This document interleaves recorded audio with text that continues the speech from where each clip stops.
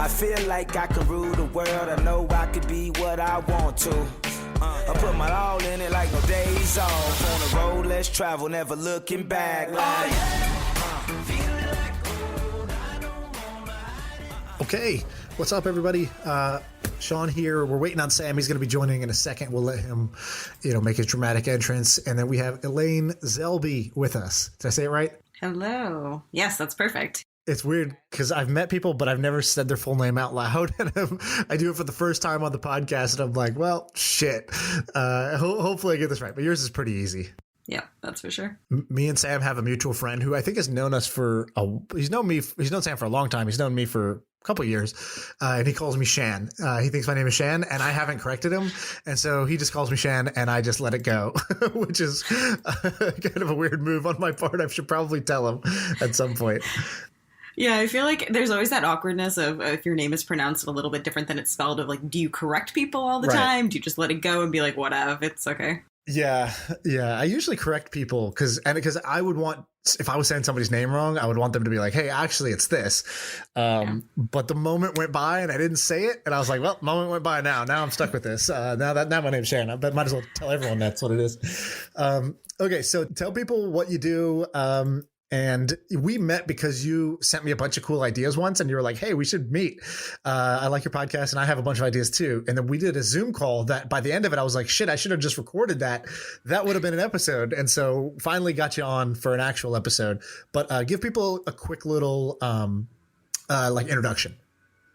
Yeah, for sure. So I have had kind of a random life and career. I started as a mechanical engineer. I actually did undergrad and grad school and thought I was going to do medical devices.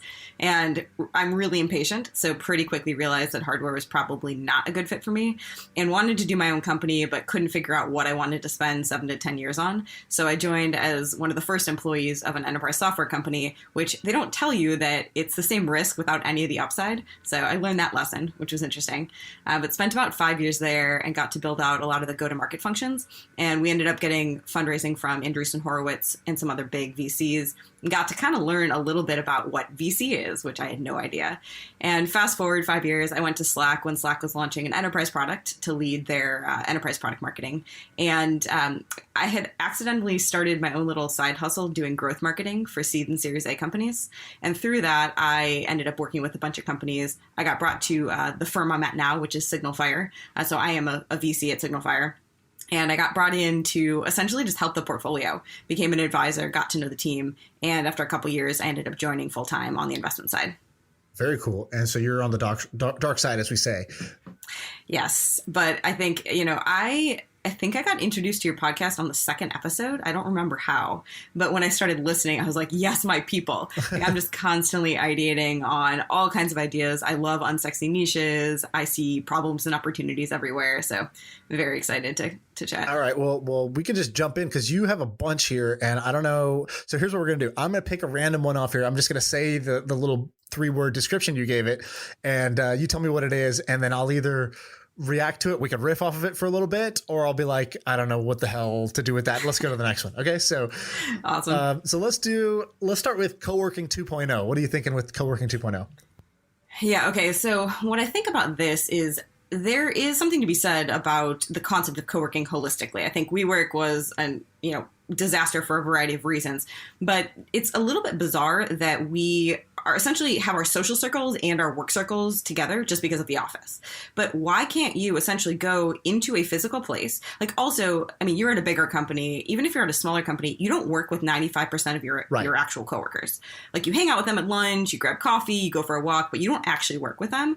So why can't you go into a physical space based off of where you live and have essentially friends and colleagues that aren't your actual coworkers? Right. To me, it just seems very obvious and natural. And then you get economies of scale where, your company is paying a small amount of money for you to go work there, but you get that social piece, but it's also community oriented. Right. So you don't have to go and commute an hour. You can commute 5 minutes and, just have more flexibility. But I think there's something to be said about going to the same place every day, not hopping, not traveling.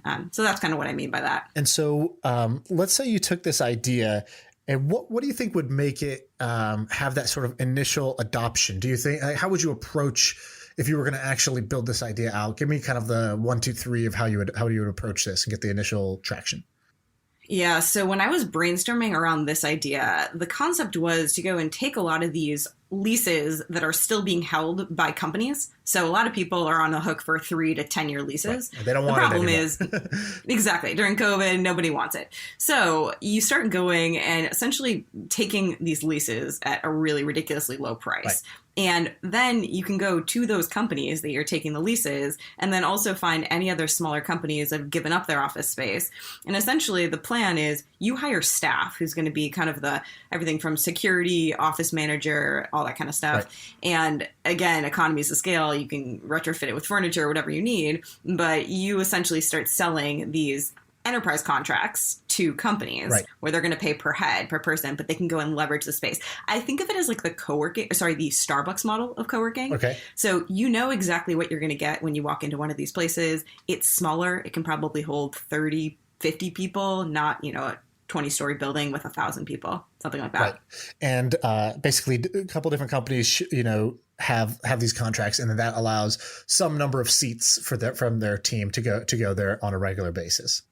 Exactly. But essentially, this is your office. Right. So you're saying, like, I was paying $1,000 per month per head. I'm going to go and pay $1,000 per month for you, but you're going to go not to an office with other people from our team. It's other people from different teams. Right. Yes, exactly. Okay. This only really works in cities. I don't think this works in, the suburbs or in random places, but I think in anywhere where there's some kind of density, I could see this working pretty well. Well, I forgot, maybe it was last episode we were talking about this, but somebody was doing these like in the suburbs, they were doing basically like these tiny home offices. So basically you buy a prefabbed home, put it in your backyard, and it's designed to be an office, not like a bedroom.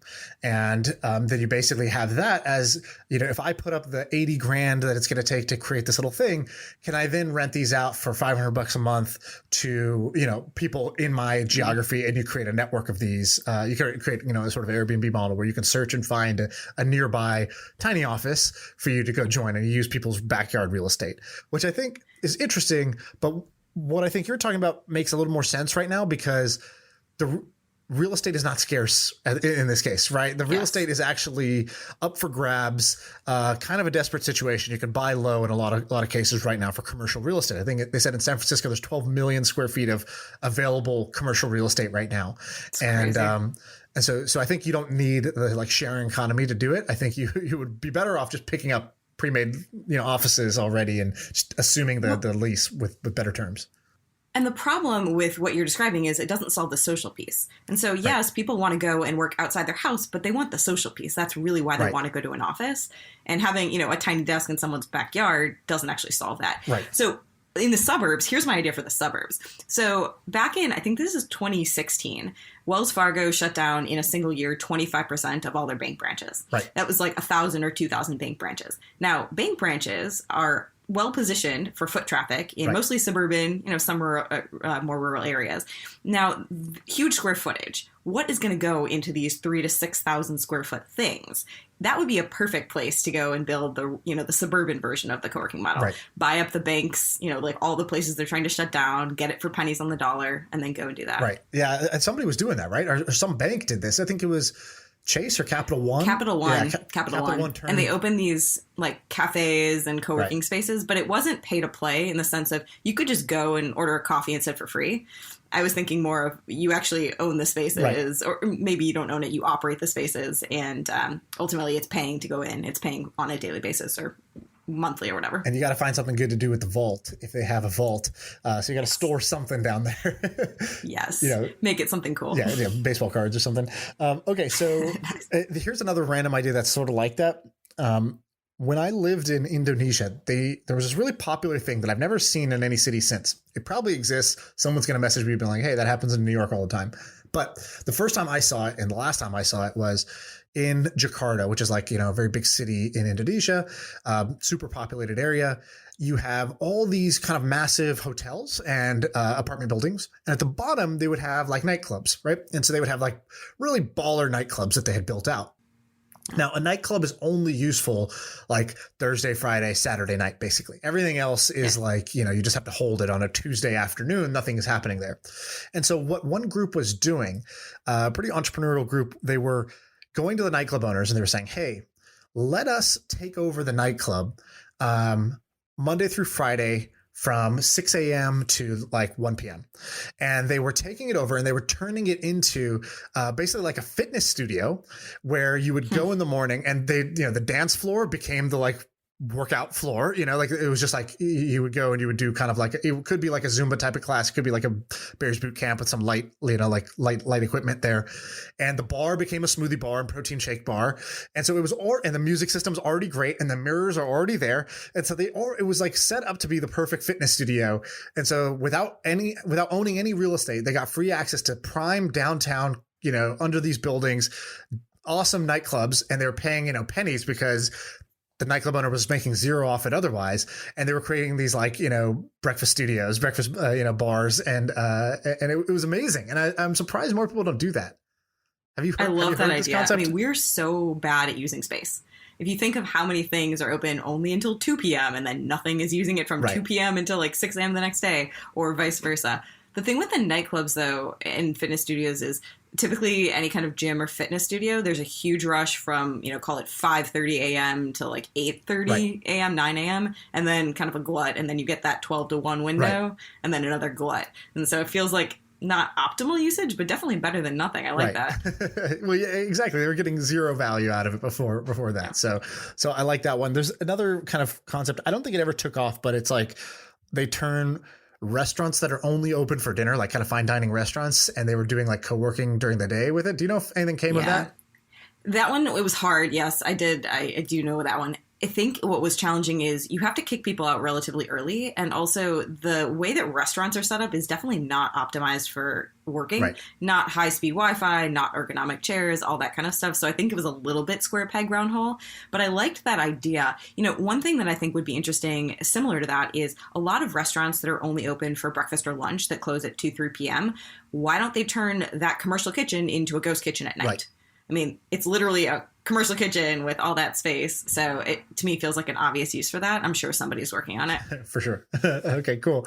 All right, let's jump to another one. So let's pick an interesting one here.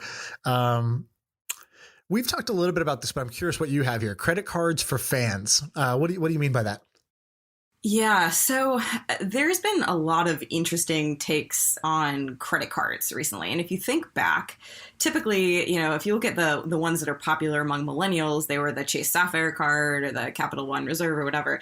And they were focused on travel rewards. And that was fine. But if you look at Gen Z, they don't really care about a lot of the traditional rewards that you're getting from credit cards. And we actually are an investor in a company called Carrot, which I know you talked about before on the podcast. And what they're doing is credit cards for creators, but they're targeting the creators themselves. And they're giving them access to working capital because banks don't understand how to underwrite that kind of risk. What I think would be interesting, though, is if you look at Gen Z, there's been a huge trend for younger people not wanting credit and only going to debit cards. But also, I've seen this meme on like Twitter and wherever the hell else is it, TikTok. What's causing this? I don't know 100% because I'm squarely in the millennial category, but from anecdotes that I've heard, a little bit of it has to do with this concept of not wanting to be in debt. So just forcing yourself not to overspend. There's been some attempts at people trying to create a credit card with a debit-like experience. So you can only spend what's in your account, but you can still earn rewards. So kind of the best of both worlds. That didn't seem to get a lot of adoption either. So I don't know. And, I think also people are pushing off a lot of the major life milestones later and later. So you don't think about building credit until you're, 28, 30. But, if I think about what do these people care about, there's more than 53 million people now making a living as a full-time creator. If you ask young kids, what do they want to be when they grow up? More people will say they want to be a YouTube star than an astronaut, a doctor, a lawyer, all the things we traditionally think of as what kids want to be. So, okay, they care a lot about these creators and influencers. Why wouldn't they want to go and earn rewards points that give them experiences, swag, merchandise, whatever, with their favorite creators? So the idea here is, can you bundle creators that have Shishir Malhotra from Coda and used to be a senior executive at YouTube. He has this fantastic thing that he put out called the 4 Myths of Bundling. And one of the concepts of bundling is you want to find the lowest super fan overlap and the highest casual fan overlap. So it's essentially saying if I'm a creator, my number one goal is to broaden my audience so that I can monetize them. And let's say you and I have, two audiences and we're like, hey, we should come together because 20% of your group likes me and 20% of my group likes you, but the vast majority are just totally unaware. Okay. So now we bundle a bunch of people like this and we create essentially a credit card where you earn rewards based off of your favorite creators that you can spend on, like getting a shout out or doing a one-on-one experience with them or getting a t-shirt or access to a concert or whatever. Okay. I think that's interesting. And that's, I think, is it Astro who's doing that? Astro. Yeah. They're trying to do something like that. Abreu, you're like a little bit younger than me, not quite Gen Z, but do you care about debt versus credit? I do. But funny enough, I don't have a credit card. I always use my debit card for everything, which is a very bad habit. But it's exactly what you were talking about. But why is that a bad habit? That's the Gen Z way, bro. Well, I should be building credit, like you said, but it's just so convenient to have a debit card. Isn't it more convenient to have a credit card because then you don't even need to have the money? Yeah, and you're building credit. But I think... Yeah, but you're saying you pick debit for convenience, but it's not more convenient. I mean, it's just because I have just always had it. And the bank gave it to you. And it's like there's a process of applying to credit cards and I have to figure out which one's the best and if I'm getting screwed over and having to pay all these fees, and it's kind of a hassle. But I think it does have something to do with coming of age during the financial crisis and throwing like these stats like the average American has 7 credit cards and are constantly in debt. I think some of that gets ingrained where you're kind of wary of credit cards. Right. If I was some of these creators, I would get together with, my really smart business manager, and I would say, hey, how do we release financial products to our audience but while maintaining trust? And so like, if you find the things that our audience is most confused about, like for example, the thing you just talked about, which credit card is best? Oh, I don't know how to do it. I don't know how to manage the rewards. I don't want to like screw up. How do you basically release a highly trusted product on top of some of these existing platforms? So for example, could Mr. Beast and friends create a subscription product, which is basically like, hey, for X dollars a month, we're going to send you, the thing you need, the credit card you need. And then when that's like not the right credit card anymore because you've like tapped out of your points or like the deal changed or this new deal is way better, we're going to like basically say, hey, everybody, the new best thing is this. And like, how can you basically herd the sheep? And that's kind of a silly example of like which credit card to use. But I feel like there's something where I would be trying to leverage the audience and the trust to go into places where there's just mass confusion and be like, okay, if we didn't try to take advantage of these people, but if we actually tried to, we'll do the work. If you trust us, you'll be in good hands here. We can find you the thing that you should be using. I just feel like there's a big group of people that want to be led that I would be trying to do if I was a creator. Well, and to your point, I mean, Credit Karma is a multi-billion-dollar company for that very reason, because there's so much confusion in the market and just lack of trust. And ultimately, a credit card for one of these companies, every single user is worth a lot of money to them. Yes. So they're willing to pay huge kickbacks. So think about it this way. Like, if you're a creator and you're not trying to shell products and things like that, essentially, you're just saying, if you use this card, you will earn rewards that are redeemable with me. And so they're going to get a kickback, but ultimately when you choose a credit card, there are definitely fees and things that Abreu said that are confusing. But at the end of the day, most of the value is seeing what are you going to get back from spending on credit? Am I going to get cash back? Am I going to get it from Amazon, from my airline points, from whatever?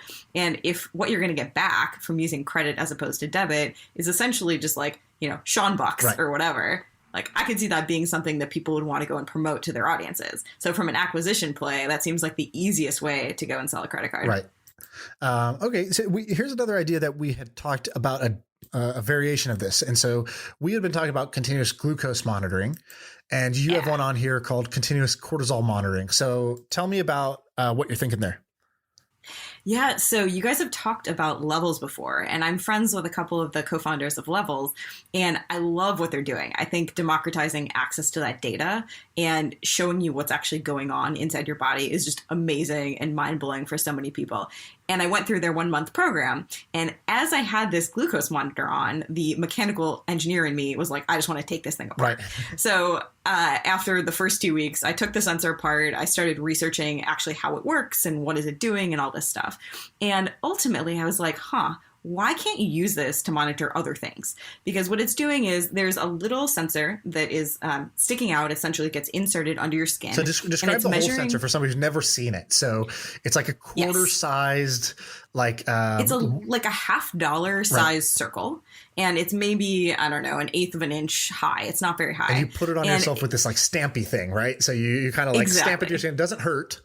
But there is a little micro needle that... Mine hurt the second time. Oh, really? And I think I hit a very small blood vessel because when I took it off, there was blood there. But typically it does not hurt at all. It's exactly like a stamp that you do to yourself. But there's a little thing that sticks into your skin. It's going under the skin and it's in between the cells and it's measuring the interstitial fluid. And it's looking for glucose, essentially. But how it measures that is there's a certain enzyme on this sensor that binds to glucose. And it's measuring, it's essentially electricity produced, but they can turn that into a number that correlates to glucose. And so I started looking at what else would you want to measure continuously? And I had been looking a lot around cortisol, which is also called the stress hormone. Yeah. Exactly. Now, stress has so many negative implications on our lives. Everything from heart disease, obesity, lifespan, just everything. And, to going back to our point around Gen Z and younger people, the stress levels and anxiety levels keep going up and up and up. And even with young kids, parents would love to know, is my kid really stressed out right now? Can I figure out coping mechanisms, teach them breathing exercises? And so I thought that would be interesting. So I started researching this, and cortisol is measured in 3 ways, either blood, urine, or sweat. And there's been some really cool research, people that are trying to essentially create a patch that you could wear on your arm, and it's sucking up some small sweat, like sweat molecules, and using that to measure. But the problem is it's not continuous. It's only when you're sweating. And so you aren't going to get that real-time feedback of something is causing me a lot of stress. I need to just chill for a minute or take a deep breath. And so I think you could probably repurpose one of these continuous glucose monitors. When I posted about that, some people also brought up hormones like testosterone, which I think could also be really interesting. I'm not sure if that could be measured in the interstitial fluid, but it's definitely... Do you know if cortisol can? I think so. I mean, based off of, again, I'm not a doctor, but based off of everything I was looking at, I don't see why you can't, because what a lot of the sweat patches are doing is a very similar process of using an enzyme that binds to cortisol. Mm-hmm. And so I'm like, there's got to be a way to retrofit one of these things. And off the shelf, they're actually really cheap. So if you go to your primary care doctor and you want to get a continuous glucose monitor, it's like $35. It's actually not that expensive. Interesting. I had heard the opposite. I had heard, oh man, this is really expensive if it's not covered by your insurance because you're diabetic. So that's not true. These are actually pretty cheap. If you get a prescription, and so it is a prescription product. So as long as you get a prescription, but your primary care physician can prescribe. Gotcha. Amazing. Okay. That's not bad. So that's $35, but this thing lasts like 2 weeks, right? So you basically are spending about, $70 a month on your monitor, which honestly, that feedback loop is insane where you eat something and you're like, oh, I'm spiking. Is it really worth biting into this? Like seeing what it's doing to my body. And sometimes you're like, hell yeah, I love nachos. But other times you're like, you know what? Like I didn't need that. I kind of want my graph to stay in this green good range of where I want my glucose to be. And stress, I think, is even more important. Now, let me ask you this. There's some people who are talking about, and I haven't looked into it, so I don't know much about this, but there's some people who are talking about, the upside of stress. I think there's a book called The Upside of Stress. Keith Raboy has talked about this. Like somebody asked him, like, what are the 3 kind of like biggest, I don't know, learnings you've had over the last few years or something like that. And he's like, or biggest misconceptions, biggest contrarian things you believe. And he's like, stress is good for us. And he linked some book to some stress book. So I haven't actually read it, so I don't know what that is. But I find that kind of interesting because there's all these things that, like, when I was young, we were told are good or bad. And then, like, as I've gotten older, I'm like, wait, that was full of shit. And I wonder if stress is one of those where stress I just immediately associate with bad and the negative consequences of it. And so I've never even heard somebody argue the good side of it. And I would love to actually go read that book. But it sounds like, just judging by your expression on your face, you have not read that book either. I have not, but I now definitely want to. I could see from a business perspective, stress being a good thing. I think it's a huge motivator. Right. And, there's that whole concept of work will fill whatever allotted time there is. Yes. Similarly, putting somebody under stress and having that fire under your ass is sometimes a really positive thing. I think from a health perspective, I think the research would probably show that it's not healthy. But I don't know, from a success, whatever you call success, I could see that being a positive motivator. Right. Okay, we need a good like sound as I transition between these ideas because we're going rapid fire.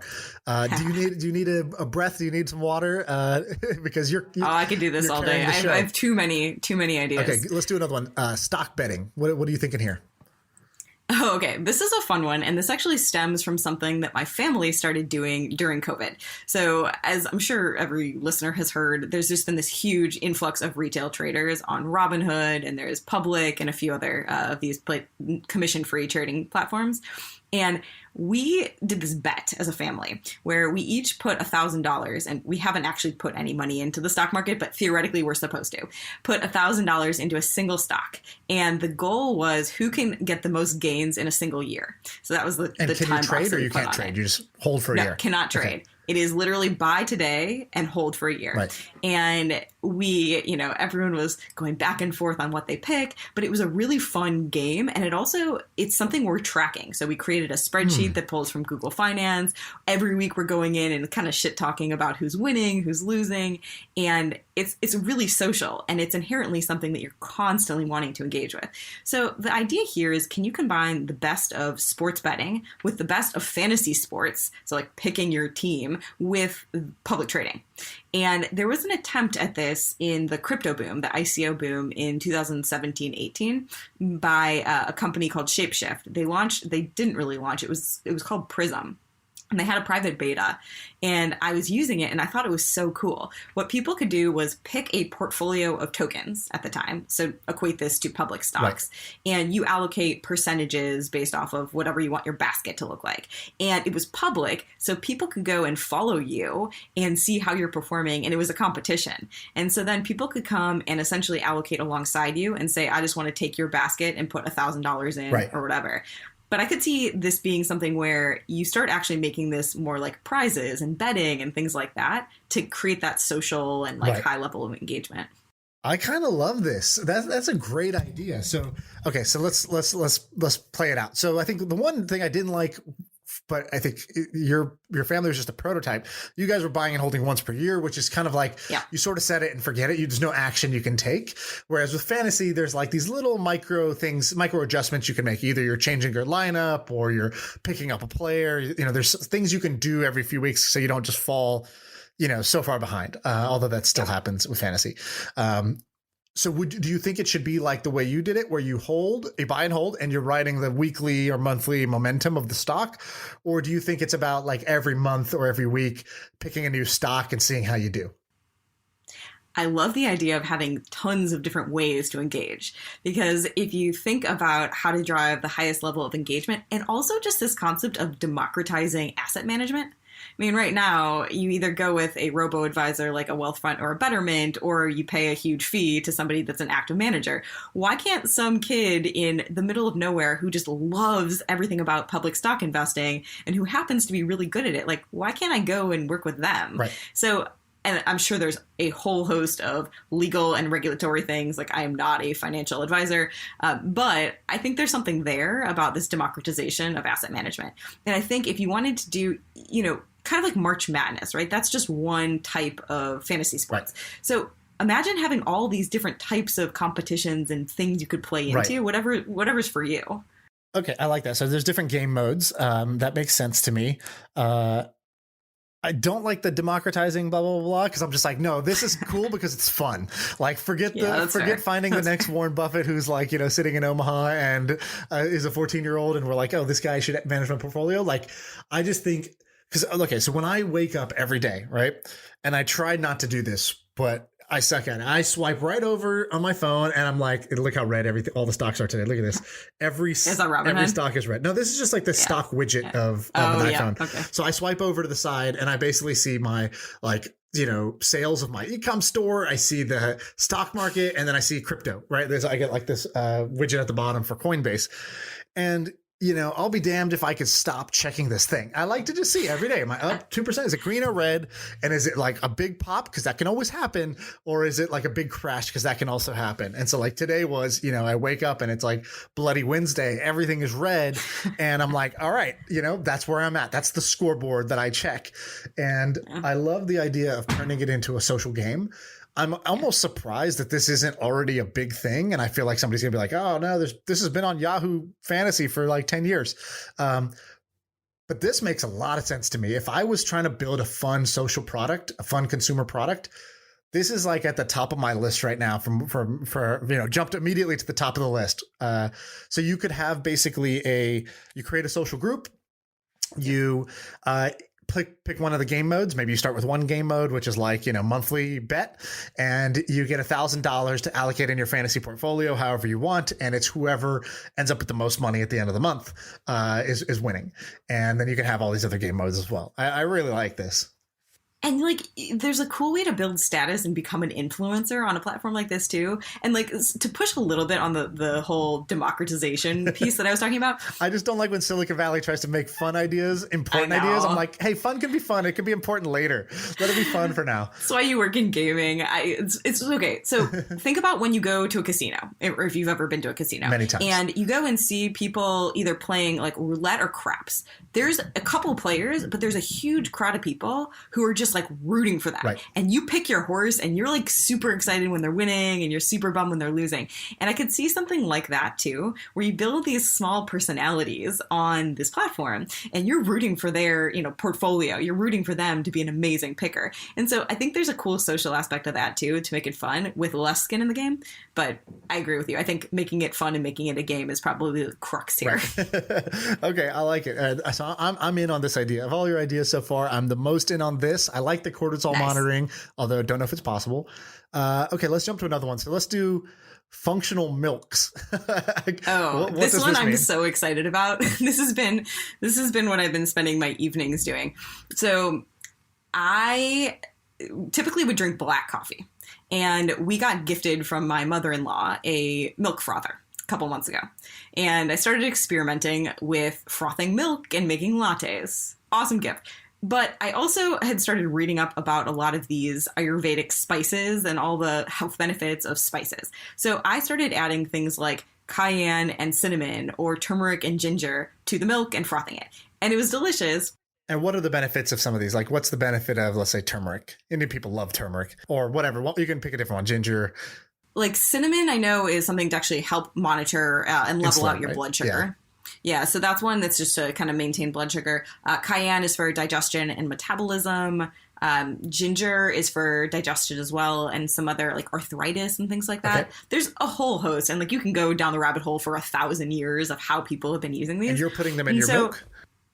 Well, then I started reading about functional beverages in general, which is a huge exploding category. This is everything from people putting nootropics and CBD and all that kind of stuff. But it doesn't seem like there are any functional milks. So then there's also this concept of experiential drinks and experiential food and beverage. And so I wanted to see, could I create essentially a bath bomb for functional milk? Okay. So you have this cool thing where you like drop it into your milk or tea. And I had two ideas. The first one, I bought a kit online for spherification. So what this allows you to do is take any liquid and turn it into essentially like a bubble. You can either make an egg yolk sized bubble, like a big one, or caviar sized bubbles. And is it fragile like a bubble, or it's like a bouncy ball? So the caviar size ones taste like boba. So it's like a little bit firmer. Right. It's consistent throughout the whole thing. The egg yolk size ones essentially is liquid inside with a very thin shell. Now, these were really cool, but they don't melt. So that was the problem. It turned out actually great. Both experiments went better than expected. And they look pretty because whatever I spiced them with, it's bright color. So like the turmeric one is bright yellow. And I think the idea of like boba coffee or boba tea is kind of cool with the milks, but I really wanted it to dissolve. So then I started researching how do you build a bath bomb. And it's actually really simple. It's citric acid, baking soda, whatever your other dry ingredients are. It's like the second grade science experiment turned into like, totally. a fan favorite.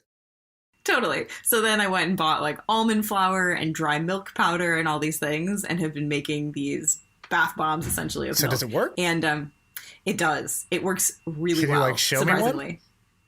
Yeah, should I go grab one? I'll grab it. Yeah, here. I'll show you a bunch. Okay.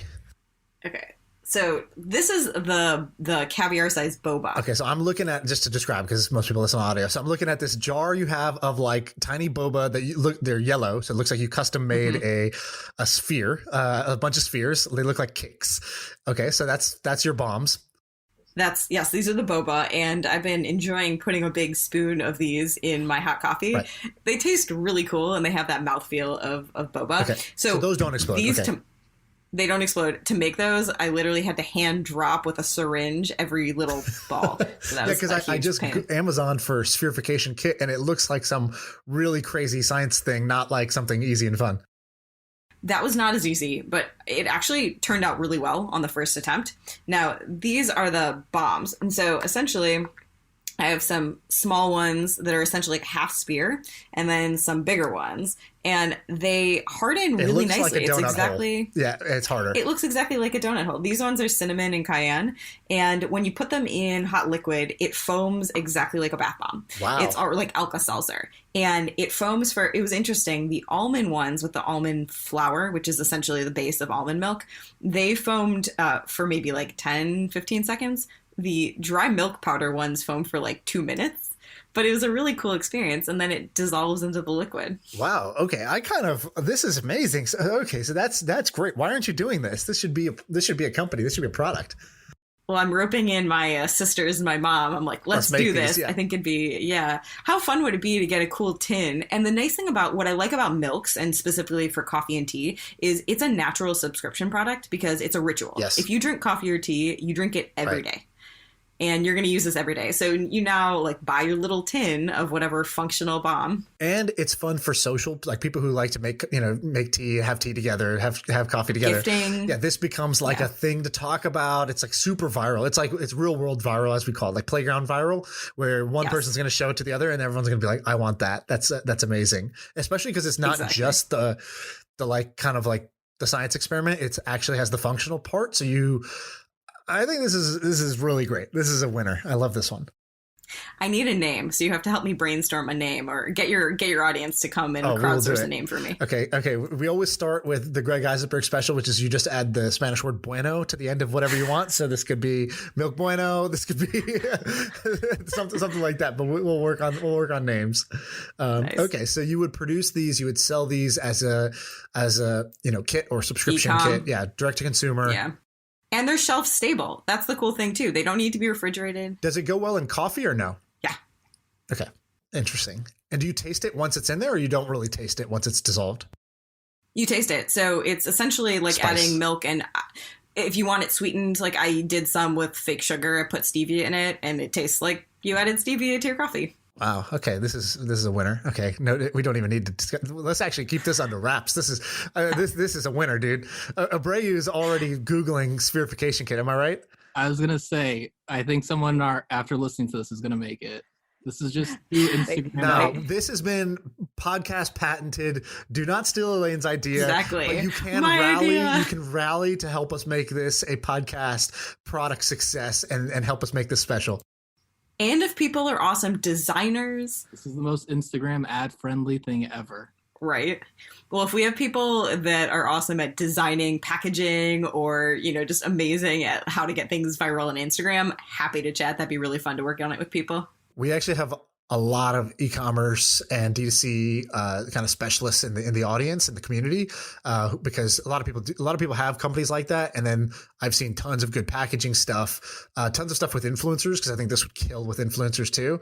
And yes. So there's a bunch that can happen here. Okay, so we're all in on this. I'm your silent co-founder. I do no work. I only take upside, but that's it. So okay, we're in on that one. I'll ship you a tin. Yeah, you can do it. My wife, be a beta tester. My wife would love something like this. So. Okay, let's do one more as a. We'll do one more, then we'll just freestyle the rest. Okay, so I've got a good one that I've been like really just itching on. It's this concept around automating rezoning and permitting for real estate. Right, unsexy. So, here we go.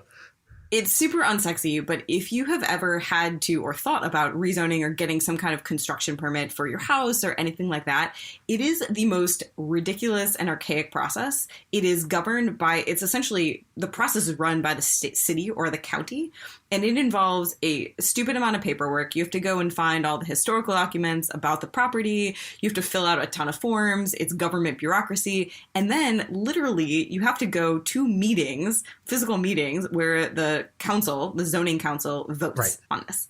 And if you lose, you have to appeal and then go back to these things. And I'm like, this is stupid. There's essentially two parts of this. There's the paperwork part, and then there's the human part. Now, the paperwork part seems super simple to automate. It's public records, this stuff you can just go and without a lot of tech build something that automates the filing of the papers.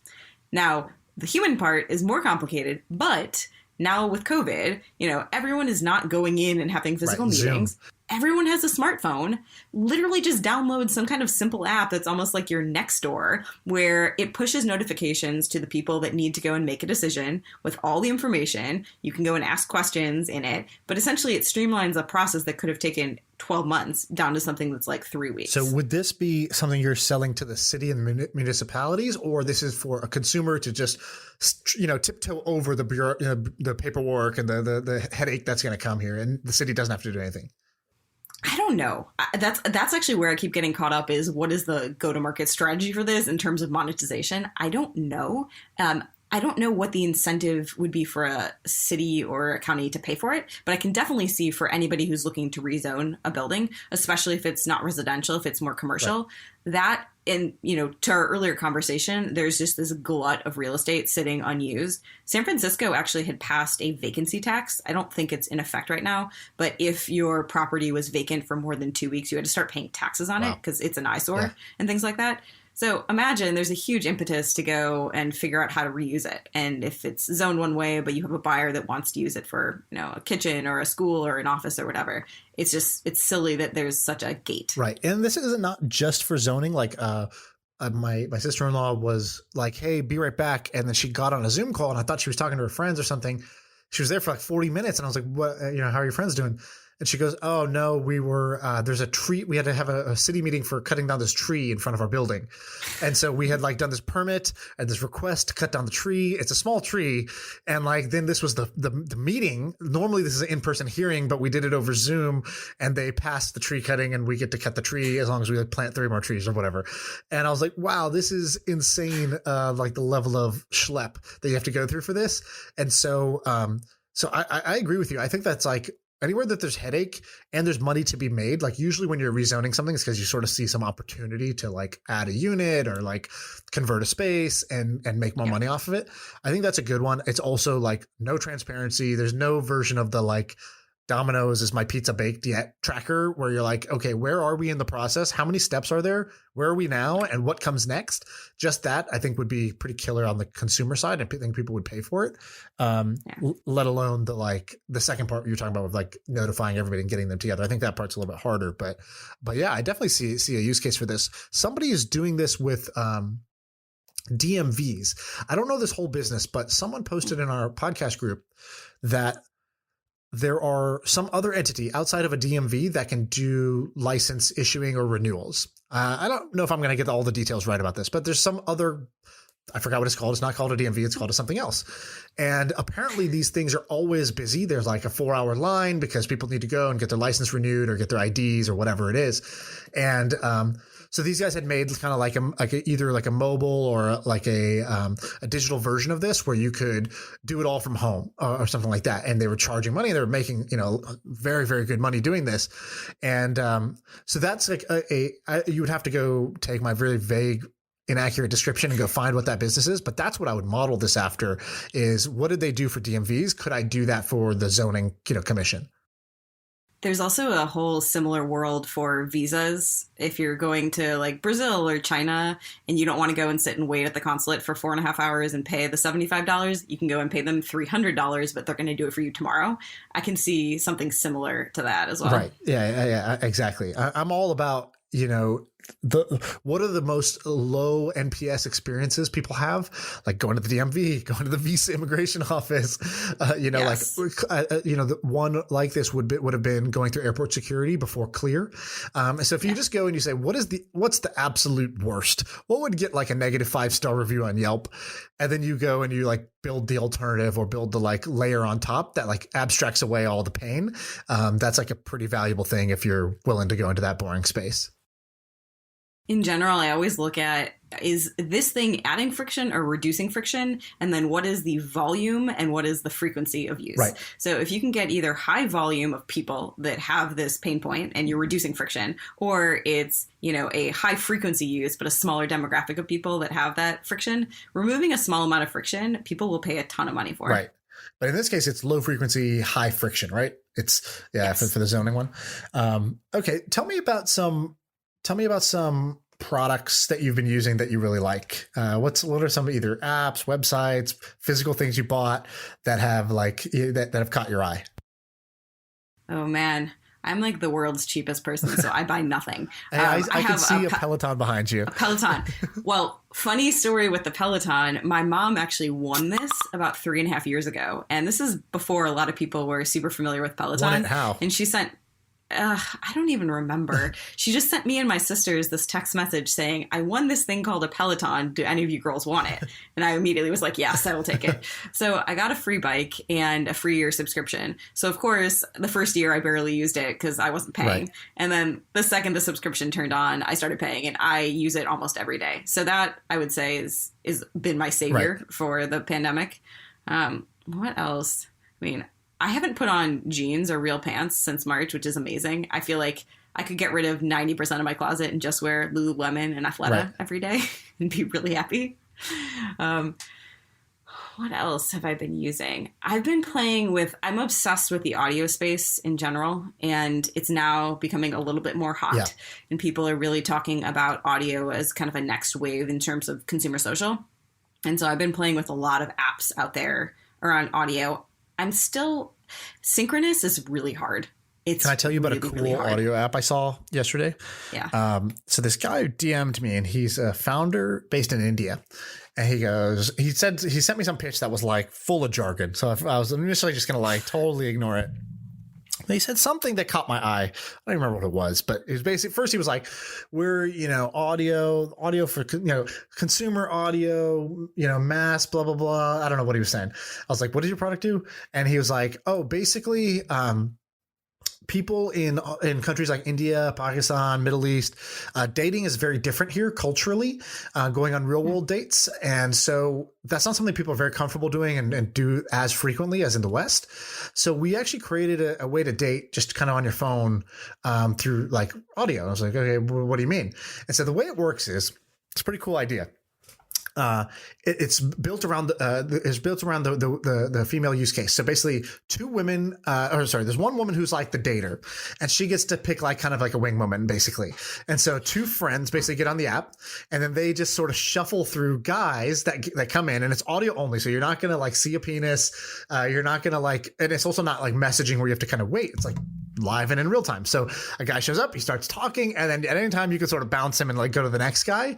But like if he's, interesting, and it's not one-on-one where it's like, I think a little more awkward. It's like two friends who get to kind of like put these guys, on the hot seat.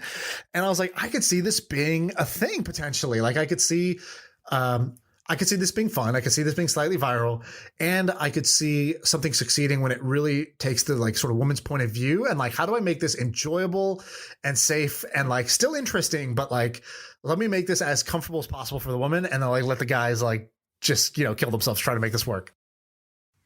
From the guy's perspective, though, how would you feel about the wing woman just being kind of a jerk? Meaning, I could see this dynamic where if it's just one-on-one, it's a human in front of you. You don't want to be a jerk for the most part. Some people are horrible. But if I was the friend, I feel like I wouldn't have that same barrier of like saying things that are probably not super appropriate or like, I don't know, just crushing somebody's ego. This is if you're at a bar and you walk up to a group of friends, you're going to get this. You're going to get the nice friend, the bitchy friend, and then like the person who you're actually trying to speak with, and you're just hoping to like come out alive, at the end of it. So I think it's agreed. It's not great for the guy, but I think that's the way it should be in this case. Well, why is there no app that is video in like real-time video? Because, audio I think is a huge step up from seeing pictures or somebody's profile. But video, I literally see what you look like right now, and you get facial expressions, you get more emotion than just audio. Audio, you lose a little bit. So I just would love to see somebody playing with more video. But again, it has to be something where you can't take a video and practice it 17 times. I just want to see the you today and more authentic. Yeah, I think the challenge with video is you get a lot of inappropriate stuff, which kind of like creates the chat roulette problem. So I think that's the biggest downside here is how do you make this where it doesn't just turn into like a complete shit show on video?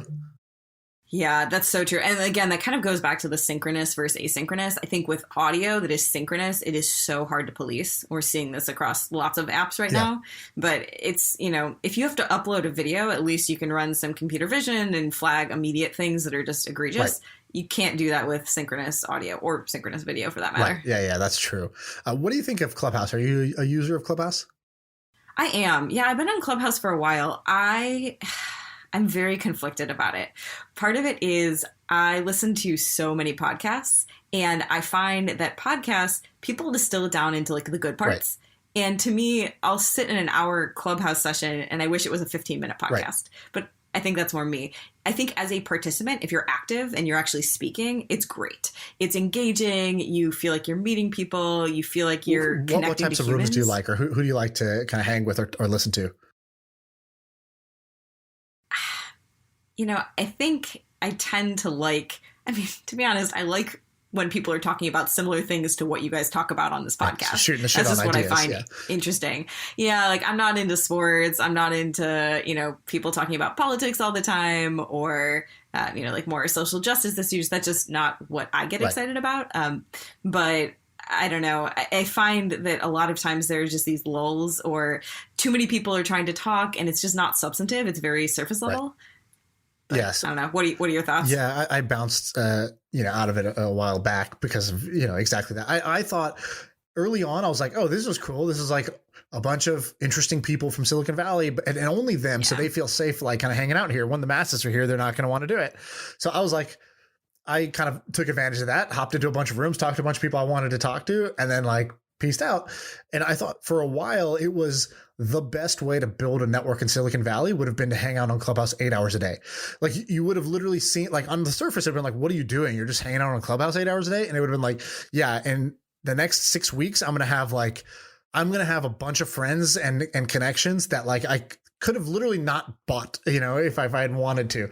These are people that I would not sit down for a coffee with me if I tried to plan it and make it helpful and useful and productive. But they're willing to shoot the shit with me for an hour on Clubhouse at 1 a.m. Cool. And so I thought there was like this network arbitrage opportunity where you could just like get on Clubhouse early and meet a bunch of cool people. Like we hung out one night with Ev Williams and I talked about, like Twitter early on and shit like that. And like, that was cool. I would have never otherwise had that conversation, but I definitely don't think the product's going anywhere. Like, I don't think it's going to like succeed. And now it's like not that interesting anymore because more people have gotten on it. And you're right. It is like a lot of politics and social justice and a bunch of like smart people trying to show how smart they are, which is like really, really like nauseating to like be a part of. And I'd rather just, go watch, Friends reruns on Netflix. If I was going to if I want to veg out, I want to veg out. I don't want this like intellectual, CrossFit that they try to do on Clubhouse. I know a few people that took advantage of that arbitrage opportunity early and spent hours and hours a day. That window of opportunity that was so short. Yeah. I feel like it was literally for like maybe a month if you got in that early, right. And then it closed pretty quickly. And now to me, I just don't think there's that opportunity anymore. Yeah, I would agree. I would agree for sure. Okay. Well, listen, this was awesome. You're an idea machine. So I think we're going to need to keep you in the regular rotation. If people liked this, let me know, let Elaine know so that we can have her on more and talk more. But we're going to be launching our functional milk company soon. So stay tuned. It's going to be called Functional Milk as of right now until we come up with a better Functional name. Milk Bueno. Exactly. But thanks for coming on. Where should people find you? Twitter, is that the best place to follow? Your Substack? What do you want to shout out? Yeah, I have a Substack at Zelby. It's my last name, Zelby at substack.com, Zelby, or I'm at eZelby at Twitter. I'm I'm not historically great at social media. I'm trying to be better. I think I joined Twitter in like 2008 and sent my first tweet in 2019, but I'm working on it. It's uncomfortable for me, but I'm getting slowly better. Right. I also just like that you're a VC, but you're much more of like a high energy tinkerer, like play with ideas type of person, which is typically like more of an entrepreneur. And so I think it's great what you're doing. Abreu, what do you think of that episode? Give us the real talk. I loved it. Just because Sam's not here? That's part of it. I love when we bounce around ideas like we did today.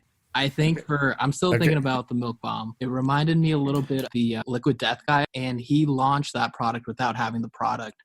And I can see someone launching this without having the prototype. Put up Instagram ad, Facebook ad, see the response, get the hype going, and then, get the final product out there. That's legitimately what my weekend plans are. There you go. Quite literally. Okay, so we're going to watch this idea bloom and blossom. We're going to be the social pressure that you need to not just like get busy and drop this. We're going to be like, no, like fire the bullet. Let's see it.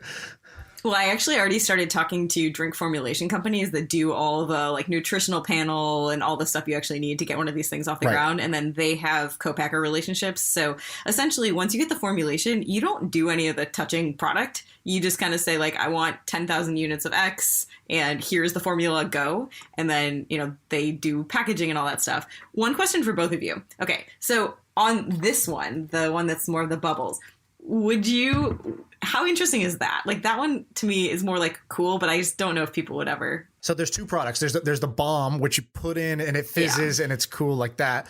And then there's the boba balls that you just have at the bottom of your drink and you could just drink them kind of as you go or at the end. The bomb, it's essentially like adding milk and sugar to your coffee, like if you put or your tea. So it actually goes in and infuses. There used to be drink. A drink that was like what's it called? So there was not Capri Sun, but there was like that other one, Squeeze It or whatever it was called. I don't remember what it is. It's like a really famous kids drink. It's like these red and blue tall bottles, but they came out with this explosive version once where you would take when you took the top off, you would put it in and it was exactly this. It was this fizzy thing that would cause it to change color and add the flavor to the thing. And then it was like the lunchtime, like you were the shit if you had the explosive version of this drink. And this is what this reminds me of. Was that Japanese thing that came in the glass bottles? No, it was super American. It was like squeezy plastic bottle, water sugar with explosive color. Like that's like the description and the ingredients label. So, oh my God, if somebody will know imagine the bombs for kids too. Like you could make this where like make your own chocolate milk or make your own like whatever apple juice or you name it. You could just literally give kids a cup of water and be like, play, here you go. I'm all in on the bombs. That's cool. Just the visuals. The visual of it is amazing. Maybe Magic Bomb's the name. Magic Milk. Ooh, I like Magic. Magic's the new bueno. I like I like Magic Milk. Magic Milk is great. Yeah, that one's good. But you're not actually selling milk. You're selling the thing you put either in milk or you just put in coffee straight. Or do you always put in the milk and then the milk into the coffee? So there is milk in it. Oh, there's milk in it. So it's either okay. dry milk or almond milk powder, essentially. Gotcha. So it is for people that put some kind of... So this is cream and sugar, basically. It's whatever. It's like your custom thing, but it also has like a perfect portion of whatever spice, like whatever functional spice you want. I like this. Okay, we're going to also talk to John Fio. He's the guy who made Gravity Blanket, and he made Moon Pods, and he made the birthday candle and shit like that. He's kind of a mad scientist when it comes to this stuff, so you should talk to him. I can connect you with him, and we can go over this. So, okay, it was called Kool-Aid Bursts were the name of the drink. So it was just Kool-Aid in a cool bottle, I think. I'll check that out. Yeah, that's what they were. Actually he's I forget his name, the Gravity Blanket guy. He was in a bunch of Clubhouse rooms early that I was in, and I thought he was fascinating. He was awesome. Yeah, he's great because he doesn't try to be Silicon Valley cool. He's just like a weirdo, and which is what I want. I want weirdos around me. Yes. Okay, totally. Elaine, this was awesome. I got to run, but good stuff. Thanks for having me. This was fun. I'm happy to do it anytime. And by the way, if you can help us with this functional milk thing, email me. It's just puri.sean@gmail.com or DM me and say, hey, I'm a co-packer or I'm a whoever, and offer your services. Yes. Thank you. Cool. Gotta go. Awesome. Bye.